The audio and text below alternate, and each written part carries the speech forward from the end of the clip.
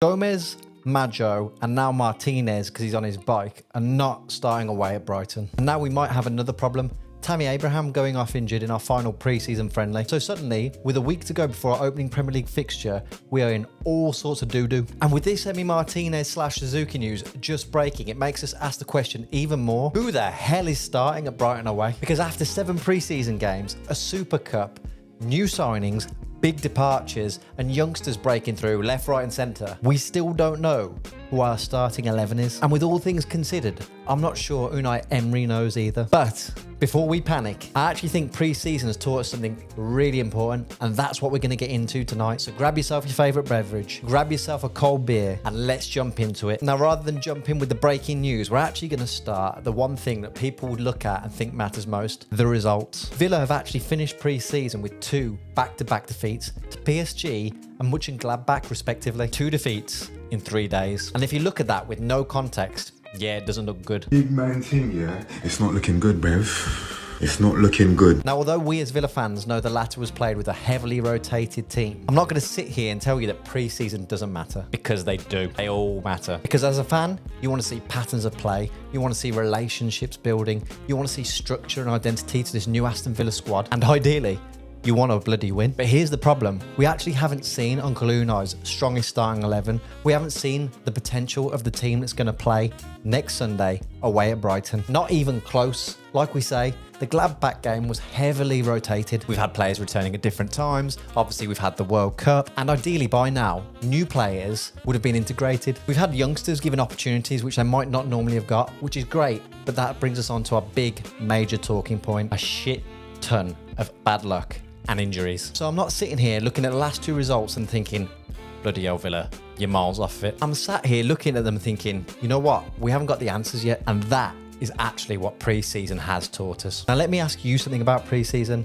How many times have you sat down to watch the game and thought, yeah, this is Unai Emery's starting 11. This is his trusted go-to squad? Because I'd argue I haven't done that once. And that matters because Unai Emery hasn't been rotating for the sake of it. He's rotated because he's had to. Now, as we say, players have come back at different stages. We've had the Super Cup randomly just chucked into our pre-season schedule. Thanks, UEFA. We've had injuries. We've had players coming in. We've had players going out. To this day, Martinez looks like he's off. And that jet is flying Suzuki back from Parma as we speak. And as of now, we've got more injuries. And by the looks of it, players coming in and out of the club. João Gomes, the pitbull, is expected to miss 2 weeks. Madjo is out till September. And that one really pisses me off because the kid finally gets the chance to play, bags a worldie against PSG in the Super Cup, becomes the youngest scorer in Super Cup history, and then suddenly he's injured. I mean, that is just peak Aston Villa, isn't it? We are not allowed to have nice things. And now we're having a completely different conversation because 2 weeks ago, we were asking if Madjo can force his way into Emery's plans. Now we're sat here asking, well, who the hell replaces him? Where's Ollie Watkins? And who's actually going to start up front? I mean, it's just typical. Yesterday, Tammy Abraham, a man who really needed to seize his opportunity, tries to receive a pass and in doing so, gets himself injured. Now, we need to be careful here because we don't actually know the significance of that injury, and I'm not about scaremongering for the sake of it. So at the time of recording this, I don't know how serious that injury is, but the timing of it is just horrible. Like I say, so that leaves Ollie Watkins, who apparently did want to play in the Super Cup. He was on the blower to John McGinn, but Uncle Unai said, mate, you relax, enjoy that time off. We don't need you just yet. Well, turns out, Unai, we might bloody need him right now after all. So here's my first takeaway from pre-season. These injuries aren't just removing players, they're forcing Emery's hand. They're making the decisions for him right now. And that is a major talking point, guys. Because look, I don't want to sit here and say Villa are doomed, because they ain't. We're in safe hands. And the biggest positive from my point of view this summer has been the oncoming of the youngsters. Madjo had his moment. Hemmings has impressed. Boy Lynch can finish. And Burrows and co have been given an opportunity to impress in this pre-season, which they might not have had if the squad was fully fit. And that matters now. Not only is the schedule looking very, very heavy with all these domestic cups and competitions, but our squad has absolutely changed. The European title winners have been ripped apart. Rodgers has gone, Luca Dean's gone, Tielemans has gone, looks like Martinez is on his bike. There has been a lot of change. So if pre-season has taught me anything, it's that Uncle Unai actually has more depth under the 23-man squad than we might have realised as a fan base. But there's another side to this. Villa aren't the only team in the Premier League with problems, and one of the biggest we're about to play on Sunday. Let's talk about our opening day opposition then, and it's Brighton away. Now, if you'd have glanced at their pre-season fixtures and results and then compared it to ours, You'd much rather be Brighton right now, I'm telling you. They finished pre-season unbeaten, having just beaten Bologna 1-0. So looking at it as an outsider, you think they've got momentum, they've got confidence, they're prepared for this fixture. Now, normally, here's where I'd say to top it off, they're at home. But we know in recent years, Villa have had a happy hunting ground at Brighton. Let's take a look at their injury situation. You've got Minter, who's picked up a serious injury and could be out for some time.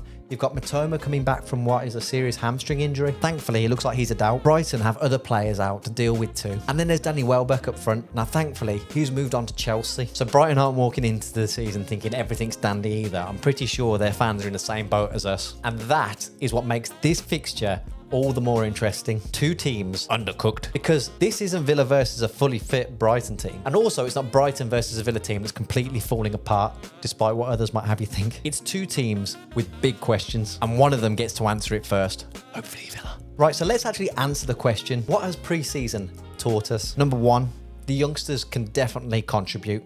Madjo, Hemmings and co. They're going to make a difference this season. Make no mistake about it. And as I said earlier, that is important because we're going to need a lot of squad depth this season. Number two, the squad hasn't actually finished evolving. Now, I'm not talking about just transfers. I'm talking about the actual players in the squad right now. Emery still has big decisions to make, like who plays where, who plays with who, what partnerships are we going to see throughout the season? Because he won't just have one, he'll have multiple. We know that's how Emery works. Number three, the midfield is a massive question. Amadou Onana is out for the season. Write him off.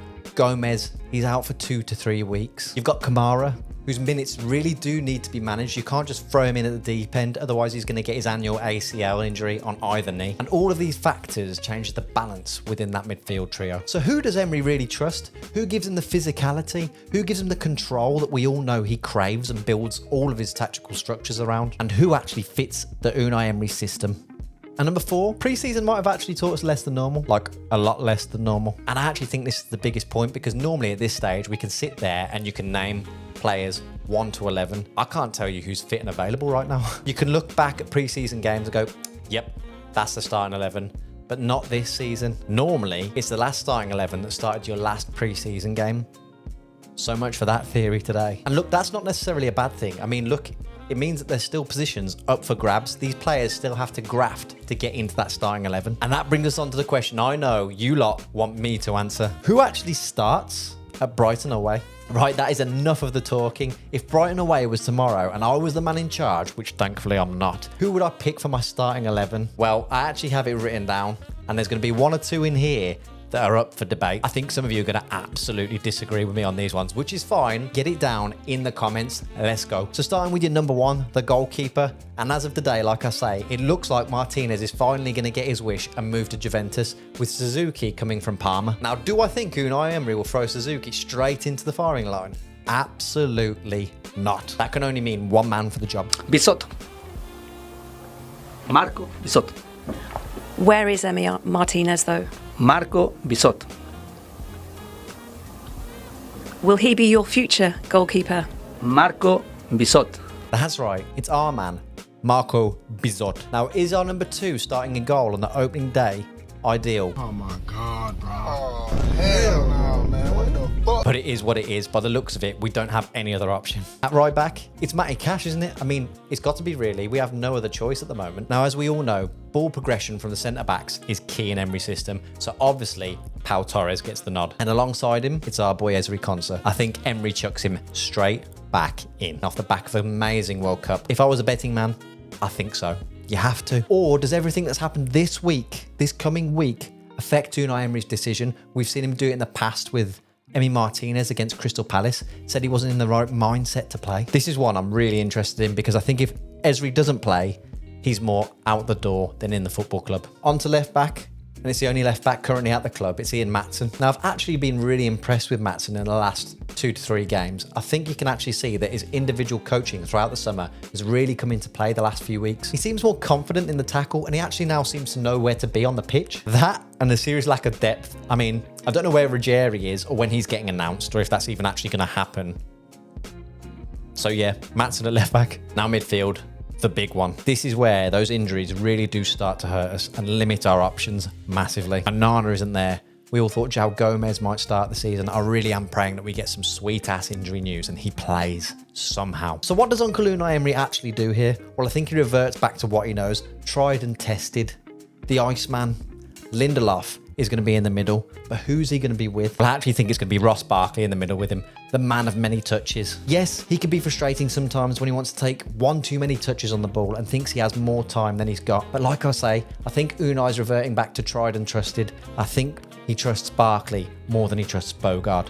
And is Bogard and Lindelof in the middle too defensive? Because this Brighton team are going to test us through the middle. They know that's how we like to progress the play. They're going to be pressing us like nobody's business through the centre of the park. They're going to try to move the ball around quickly, especially through central areas, to try and disjoint us, try and pull us around, throw us out of our shape. That's why I think Unai is going to stick to tried and trusted. That's why I think the experience and discipline of Lindelof and Barkley outweighs Lindelof and Bogard. Although I do have my concerns about Barkley and his fitness levels, so maybe he gets hooked at 60 minutes. Right, that's enough of that. On to attack, the fun part. Well, it's supposed to be the fun part. Now up front, like I said earlier, it's going to be Ollie Watkins. We have no other choice. And to be honest with you, Ollie Watkins loves a game and goal against Brighton, so I don't mind that. But who's playing around him? Who's taking up the number 10 positions? Well, I think on the right, it's going to be John McGinn, and on the left, it's going to be Garnacho. So that can only leave Emi Buendia from Argentina picking up that central 10 just off the striker. So that is my starting 11 against Brighton, and I have two questions. Number one, can that team actually beat Brighton? Well, I think the starting 11 can. The squad depth is going to be the issue here. But do I think it'll be easy? Absolutely not. It never is away at the Amex. And number two, is this starting 11 even remotely close to Villa's strongest 11? I think it's miles off it, to be honest with you. So after all of that, what has pre-season actually taught us? I think it's taught us that Villa, they aren't finished. We aren't perfect. We've got problems. We've got injuries. We've got transfers outgoing and incoming. We've lost some very important players to our team's structure. But there are positives. We're going to have to change the way we play, which is exciting. We used to get called the oldest squad in the Premier League, and people used to moan about our slow, methodical build-up. Something's going to have to change. We've seen youngsters emerge from nowhere, it seems. We've seen new players arrive. We've seen Emery experiment, and we've seen there are players in this squad who are going to have to step up much earlier than expected. So no, I don't think this pre-season has told us that Aston Villa are completely ready for the start of this season. It's told us something much more frustrating, that we still don't know what our strongest starting 11 is. And that's why Brighton away is going to tell us a lot. The opening 5 games are. Next Sunday, the excuses wash away. Pre-season is done. No more experiments. No more warm-up games. It's time for Premier League football, the hardest league in the world. And we're about to find out exactly what Unai Emery and this Aston Villa team are made of. Now, ladies and gents, that is enough from me. I want to know your thoughts. Who's your starting 11? Drop it down in the comments down below. And look, if you disagree with mine, that's perfectly fine. Let me know your thoughts and changes in the comments. Now, please feel free to like the video if you've enjoyed today's content, guys. Hit the subscribe button if you're new around here. And I'll see you in another podcast for the Brighton build-up. Until then, this has been the Terrace View. I'm your host, Jay, and all that's left to say is up the bloody Villa. Come on, me bubbies! Up the Villa.